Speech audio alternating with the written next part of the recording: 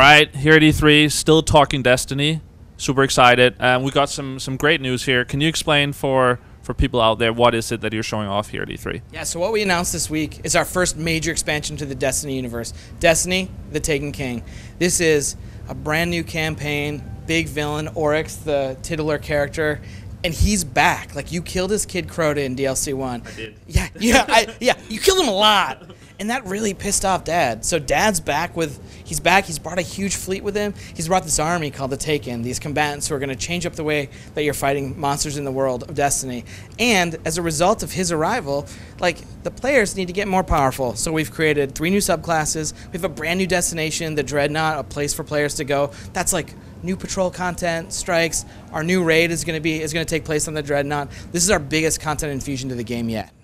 All right, and I went on Reddit and I've talked to some of my friends I'm playing Destiny. We're gonna go a little bit more in depth here, and we'll see how much you can actually answer.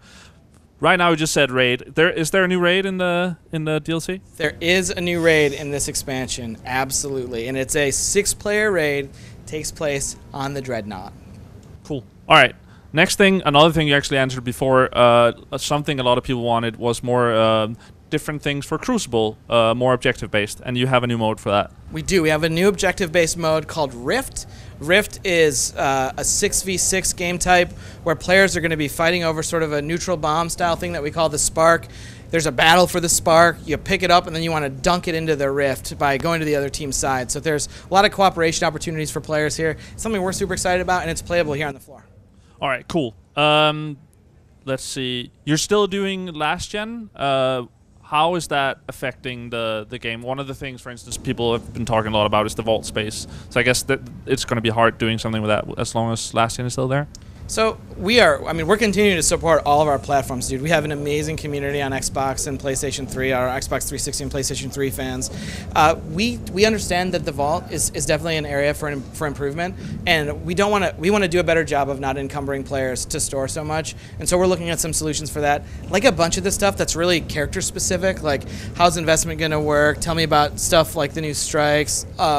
What's happening with power in the game, tell me about the exotics, a bunch of stuff like that I'm really excited to talk about, but we're just not talking about that stuff this week.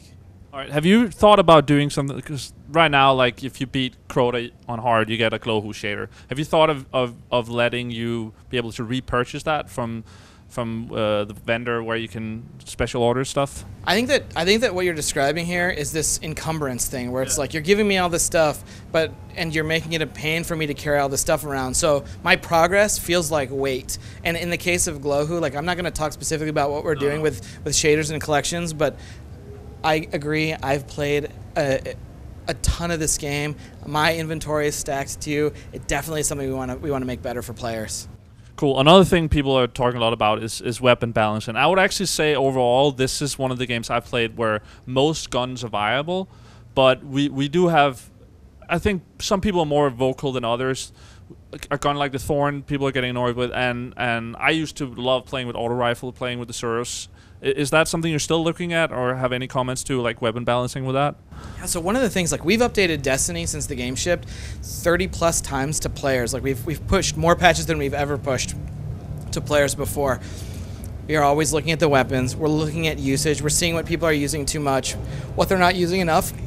And we want to continue to change the scales on how things are. Like things come in and out of fashion. Auto rifles were really in fashion when the game shipped, and now they're not being used very widely. Like, we want to continue to tilt the scales. Like, the rise of the exotic hand cannon, we're aware of it too, and we want to make sure that, like, every weapon archetype sort of has its age.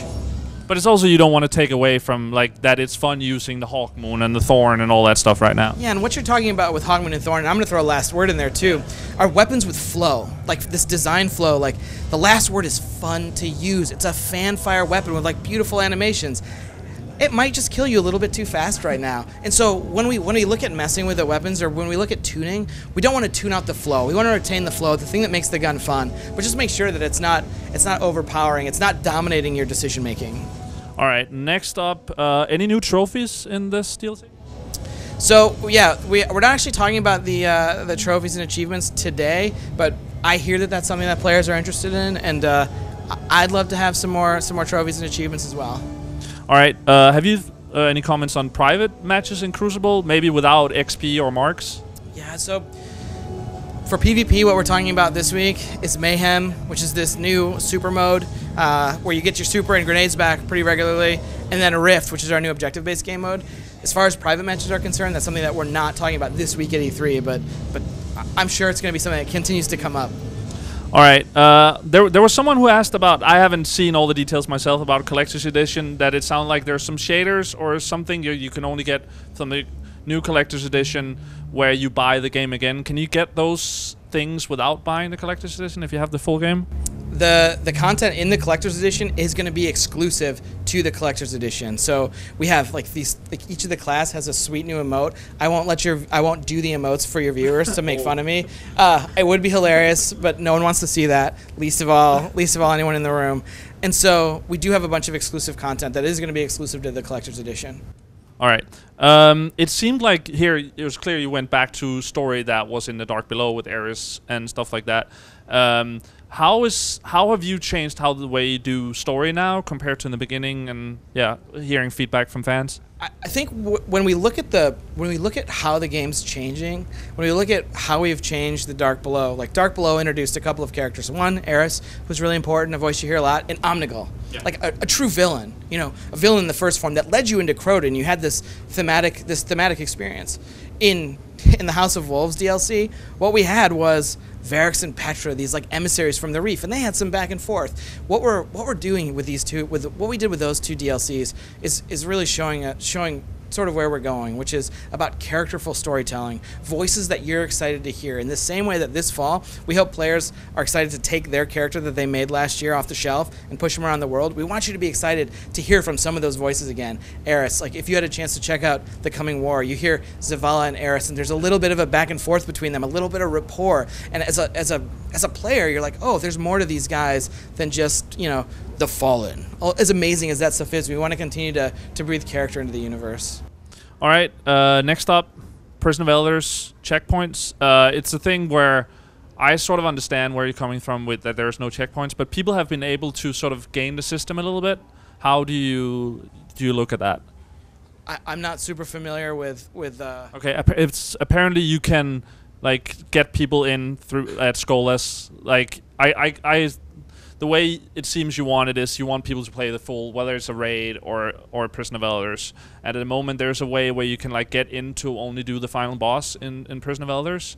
And I guess in general here, like, how do you look at when are people just trying to play it the easy way and like cheesing to all the way of glitching and banning people from trials? Sure. So the thing that I'll talk about with Prison really quickly is we're continuing to update the game as we go. I believe this week Prison of Elders just saw another patch to sort of bring Skolas back into line. And so we want players to have fun. We want players to anticipate fighting Skolas. We want to keep making it better so that the fun way to play the game is also the right way to play it. But without telling people this is the way you should play it, I guess. As well. Yeah, our emergent action sandbox is about inspiring player creativity. And as we've seen in a bunch of our activities, like Crota's End, maybe players didn't finish the bridge section the way that we hoped, but they found a creative solution in our emergent action sandbox. And that's just one of those things that we're going to continue to see from players. They're always going to be more creative. The might of the millions is always greater than what we have at Bungie. All right, and this is a question that you probably can't answer, and the person who asked it even said that. Is there any more stuff we haven't found in Vault of Glass? I'm never going to talk about that, man. I don't ever want to take away the opportunity for players to sort of uncover the mythologies of the world themselves, develop their own mythologies and hypotheses. That's what part of being in a rich community is. And so I don't want to steal that by answering a question like that. All right, and in House of Wolves, we have 3 new exotics now that people have been earning, but there were 2 more. Are they in the game, or is that coming later? The 2 scout rifles?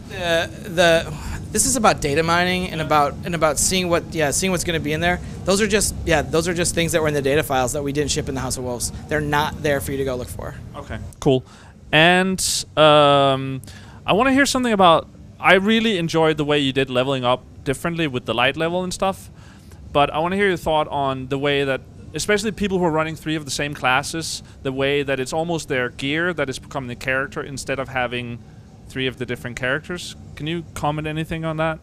I want so badly to talk about this with you. It's one of those things that I feel really strongly about. We are just not talking about it this week, and I bet you later this year I'll have something to share with you about it. Awesome. And I think, yeah, a couple of final quick ones. Grimoires, have you, I guess you probably have, but thought about doing more with that, the reading in game, maybe a library, and then more, the same goes with your Crucible medals that you see, but you see more info on the Bungie website, like, I don't know, like medals on your chest piece, or have you thought about stuff like that? So certainly the Grimoire represents a lot of potential. Like that's a place that we want to look to expand, but we're not talking about anything like that. I would put that in the like programming endgame stuff to discuss that, you know, we'll have more to talk about later this year. All right, and finally, I wonder if you just have something you want to say to like people on the Bungie forums and people on Reddit and like, yeah, going forward. We love you guys. Even when you guys are harsh masters to us, we want to hear from it. Keep the feedback coming. We're reading. We're playing beside you. Sometimes you might not even know we're there. We're playing. We care. We want to hear from it. We want to hear from all of you. Cool. Thanks for your time. Thank you so much.